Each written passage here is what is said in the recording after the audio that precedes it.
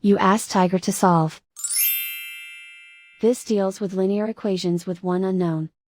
The final result is x equals -3/5. Let's solve it step by step. Group all constants on the right side of the equation. Add 6 to both sides. Simplify the arithmetic.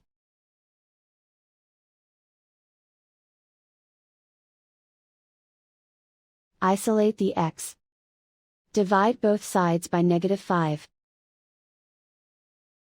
Cancel out the negatives. Simplify the fraction. Move the negative sign from the denominator to the numerator.